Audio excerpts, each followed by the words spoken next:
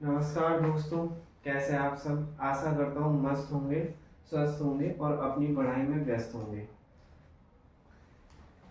जैसा कि आप सब जानते हैं कि 21 तारीख का RSCAT का पेपर है। हमें उसके अलावा सभी कंप्यूटर एग्जामों को टारगेट करते हुए ये क्लास आपके लिए। कल तो हमारी क्लास हो नहीं पाई, उसके लिए हम माफ़ी चाहेंगे और आज भी लेट हो गई। तो चले शुरुआत करते हैं। थोड़ा सा आप क्या कहते हैं, अगर सपोर्ट करें तो हो भी जाए। 50 सब्सक्राइब जैसे हो जाए तो मैं लाइव क्लास टाइम से ले सकूं। मैंने 7 बजे कही थी वो पहली वाली वीडियो पे, पर नहीं हो पाया। तो चलिए शुरुआत करते हैं। आप इसका स्क्रीनशॉट जरूर ले लें। मैं आपको एक बार इसको समझा देते हैं। हम पढ़ रहे हैं इंट्रोडक्शन ऑफ कंप्यूटर, कंप्यूटर का परिचय। ये हमारी पहली क्लास है। कंप्यूटर शब्द की जो उत्पत्ति है वो कैसे हुई, तो इसकी उत्पत्ति दो प्रकार से हुई है। एक तो अंग्रेजी भाषा के कंप्यूट शब्द से और एक लैटिन भाषा के कंप्यूट शब्द से। इसमें ई का डिफरेंस है बस।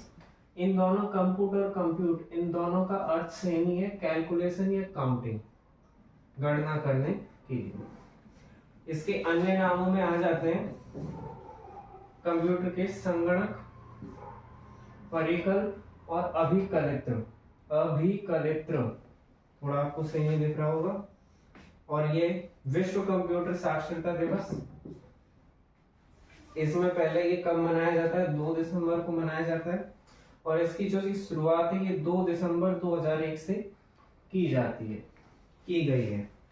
2 दिसंबर 2001 से हमने विश्व कंप्यूटर साक्षरता दिवस मनाना चालू किया। प्रत्येक हर साल 2 दिसंबर को हम विश्व कंप्यूटर साक्षरता दिवस मनाते हैं। निकल गया है, आज तो 16 दिसंबर हो गई। तो चलिए आप इसका स्क्रीनशॉट ले लें, मैं साइड हो जाता हूँ और नेक्स्ट करते हैं। अब हम पढ़ेंगे कंप्यूटर की जनरेशंस, पीढ़ियां। तो स्क्रीनशॉट आपने ले लिया होगा, आगे बढ़ते हैं।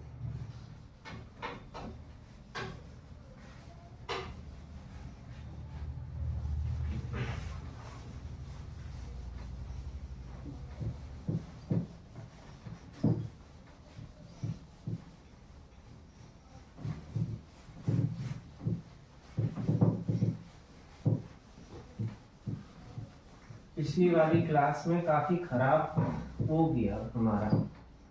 आज हम कोशिश करेंगे अच्छी जाए, धीरे धीरे ही हो पाएगा, आप लोग अगर सपोर्ट करें तो चलिए शुरुआत करते हैं। कंप्यूटर की जनरेशंस, पीढ़ियां। कंप्यूटर की पीढ़ियां,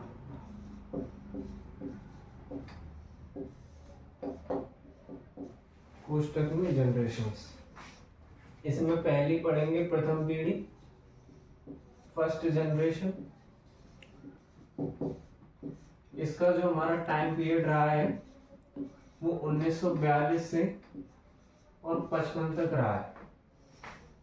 इसके बाद इसमें काफी सारी चीजें हो जाती हैं, जैसे कि इसका स्विचिंग डिवाइस क्या था, सबसे पुराना switching device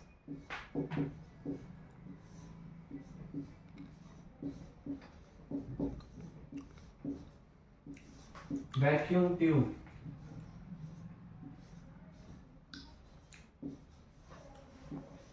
vacuum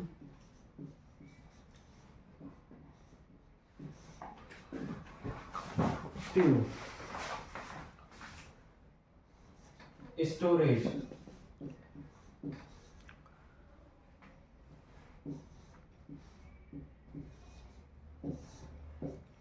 magnetic drum या चुंबकीय ड्रम, एक ही बात है। अब इसमें कुछ बिंदु आ जाते हैं, जैसे इसमें इनपुट हेतु पंच कार्ड का प्रयोग किया जाता है।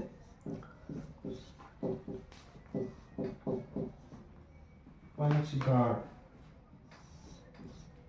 का प्रयोग किया जाता है।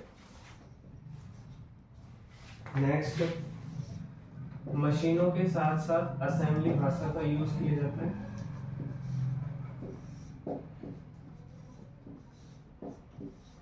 मशीनों के साथ साथ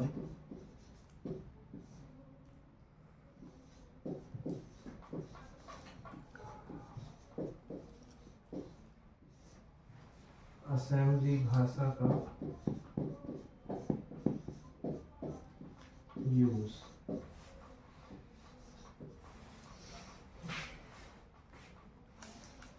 ये जो प्रथम पीढ़ी का कंप्यूटर है, ये सभी निर्देश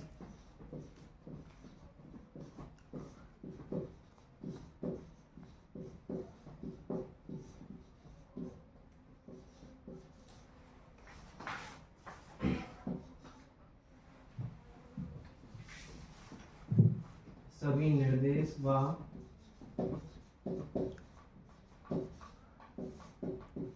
सूचनाओं को 0 व 1 के रूप में ग्रहण करता है, संग्रहित करता है। 0 व 1 के रूप में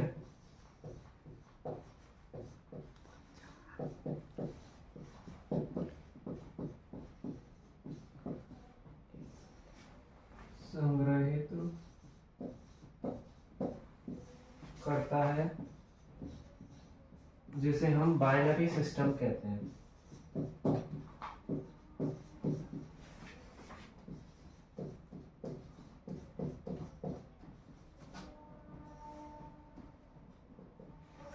बाइनरी सिस्टम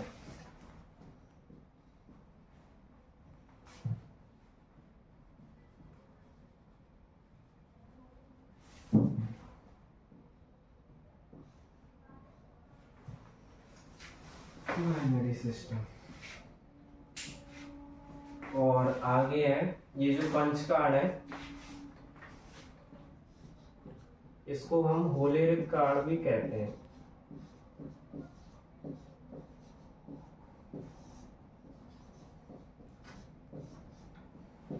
अब क्यों कहते हैं? क्योंकि इसका जो आविष्कार है वो हरमन होलेरिक ने किया था। किसने किया था? हरमन होलेरिक।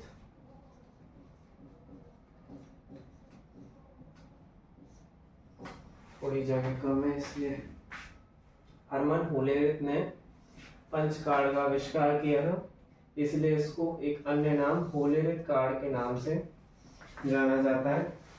इसी के साथ हमारी पहली जनरेशन खत्म हुई।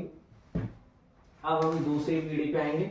उससे पहले आप इसका क्या कहते हैं स्क्रीनशॉट ले लीजिए, और इसको मैं एक बार समझा भी देता हूँ कि पहली पीढ़ी का कंप्यूटर, जब कंप्यूटर को कोई जानता भी नहीं था, तब का कंप्यूटर कैसा था। उसमें स्विचिंग डिवाइस, जैसे स्विच से कनेक्ट करते हैं, ऐसे ही कनेक्ट करने के लिए क्या होता था, वैक्यूम ट्यूब होती थी एक। और स्टोरेज करने के लिए आजकल तो रैम वगैरह बहुत कुछ आता है, रैम रोम। उस टाइम पे होता था मैग्नेटिक ड्रम, और इसमें इनपुट हेतु पंच कार्ड का प्रयोग किया जाता था। एक होता है इनपुट, एक होता है आउटपुट। आउटपुट यानी बाहर निकालना, और इनपुट यानी अंदर। तो इनपुट हेतु पंच कार्ड का प्रयोग किया जाता था। इसके साथ साथ मशीनों के साथ साथ असेंबली भाषा का यूज किया जाता था। एक असेंबली भाषा का यूज किया जाता था। और फिर है सभी निर्देश का सूचनाओं को ये जो कंप्यूटर है 0 व 1 के रूप में ग्रहण करता था। मतलब इसमें अक्षर लिखे हुए नहीं आते थे, पहले 0 व 1 के रूप में आता था, जिसे हम बाइनरी सिस्टम कहते हैं। आपको समझ में आ गया होगा, आपने स्क्रीनशॉट भी ले लिया होगा। और मैं हो जाता हूँ, एक बार आप और ले लीजिए। अब हम दूसरी पीढ़ी पे चलते हैं। मैं थोड़ा अपना काम कम कर लेता हूँ, यहीं के यहीं दूसरी पीढ़ी लिख दूंगा।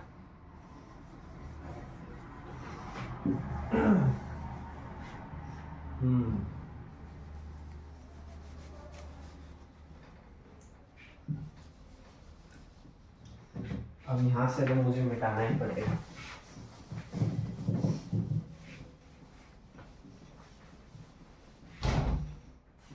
चलो चलो ये चिन्ह को भी मिटाने की कोई जरूरत नहीं।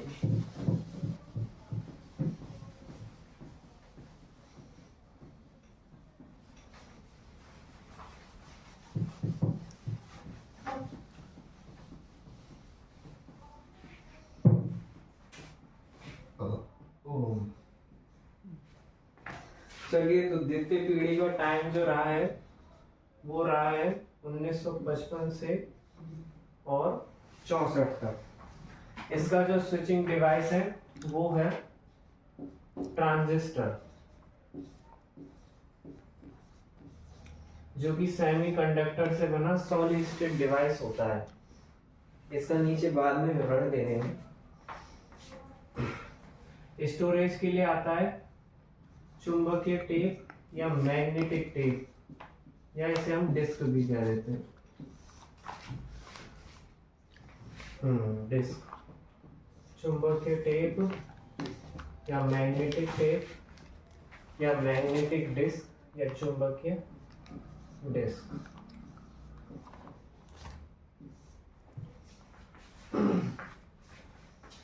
अब इस पीढ़ी की जो भाषाएं हैं वो क्या है? उसमें तो असेंबली भाषा थी। अब आपसे क्वेश्चन आ जाए कि द्वितीय पीढ़ी में, द्वितीय पीढ़ी तो मैंने देखा ही, दूसरी पीढ़ी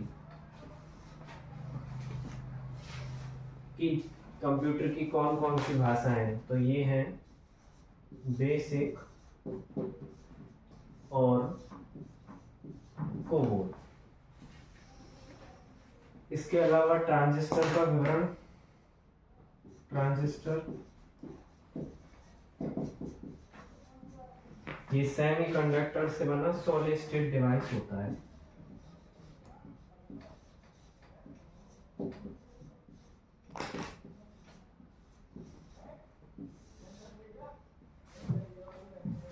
सही से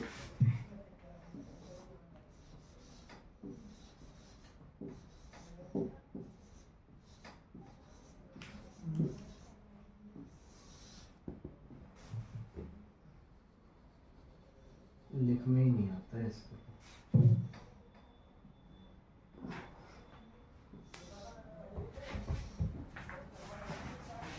सेमीकंडक्टर से बना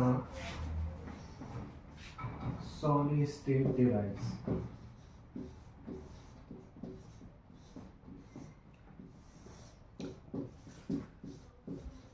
सॉलिड स्टेट डिवाइस जो ट्रांजिस्टर है वो सेमीकंडक्टर से बना सॉलिड स्टेट डिवाइस होता है। वैसे तो मैं इतना जल्दी भी नहीं लिखा कि आप इसे उतार ना सके, फिर भी आप अगर उतार ना रहे हो और उतार रहे हो तो बहुत अच्छा, नहीं उतार रहे हो तो आप स्क्रीनशॉट ले सकते हैं। इसको मैं एक बार और समझा देता हूँ। वैसे तो आप काफ़ी होशियार हैं, आप समझ गए होंगे, तो इसमें सेकंड भी नहीं डाला मैंने। सेकंड पे द्वितीय पीढ़ी 1955 से 64 इसका टाइम पीरियड रहा है।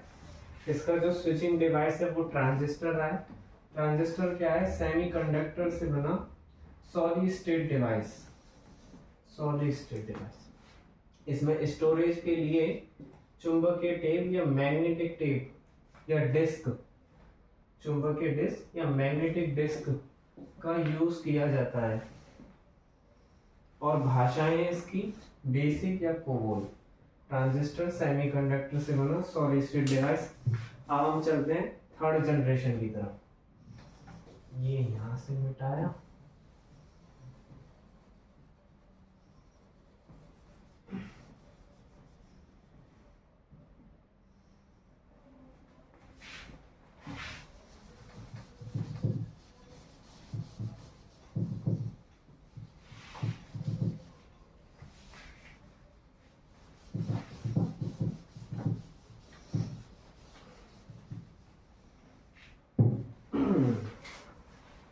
तृतीय पीढ़ी या तीसरी पीढ़ी।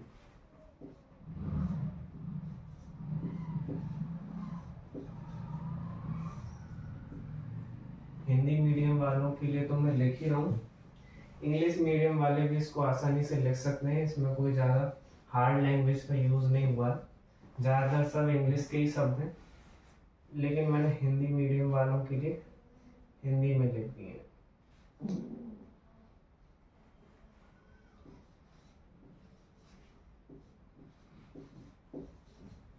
तृतीय पीढ़ी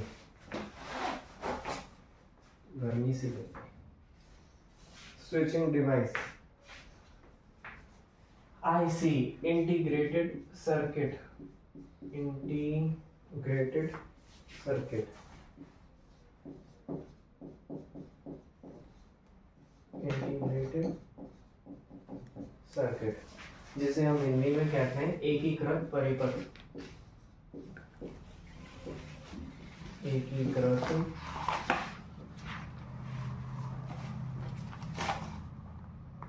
परिपथ।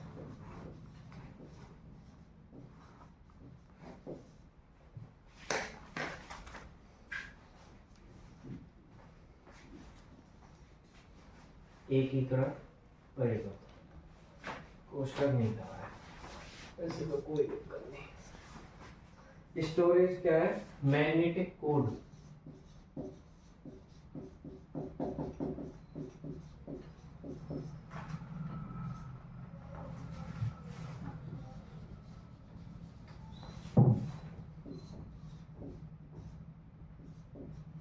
Magnetic code. इसकी भाषा है फॉर्ट्रन।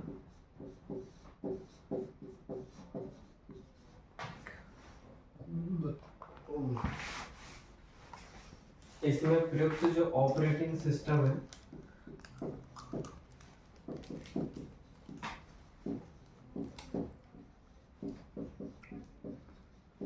जिसे रिमोट प्रोसेसिंग टाइम या शेयरिंग टाइम, रिमोट प्रोसेसिंग या शेयरिंग, रिमोट प्रोसेसिंग टाइम या शेयरिंग टाइम, शेयरिंग टाइम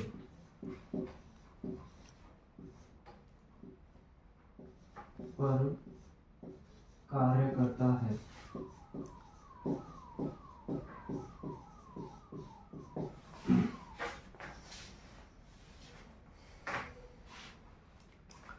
ये जो आईसी है इंटीग्रेटेड सर्किट, इसका जो आविष्कार है वो किया है JS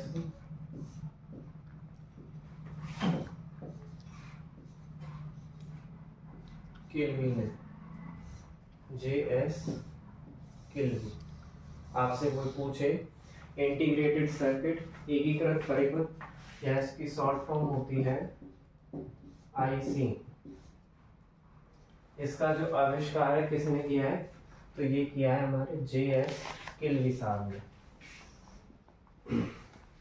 इसी के साथ हमारी थर्ड जनरेशन भी खत्म हो गई है। आप एक बार इसका स्क्रीनशॉट ले लीजिए, फिर मैं इसको समझा देता हूँ। वैसे तो आप समझ गए होंगे, ले लिया होगा आपने स्क्रीनशॉट। अब हम चालू करते हैं। ये हम पढ़ रहे हैं कंप्यूटर की पीढ़ी, तृतीय पीढ़ी। अरे इसका टाइम पीरियड तो बदला ही नहीं, गलत काम हो गया, कोई बात नहीं। छोटे छोटे नहीं, बड़े बड़े शहरों में छोटी छोटी गलतियां होती रहती हैं। 1964 से 75 इसका टाइम पीरियड रहा है, और उससे पहले वाले का था 1955 से 1964। अब इसका जो स्विचिंग डिवाइस है वो है इंटीग्रेटेड सर्किट या एकीकृत परिपथ आईसी, और इस इंटीग्रेटेड सर्किट का आविष्कार किसने किया? JS किल्वी साहब ने।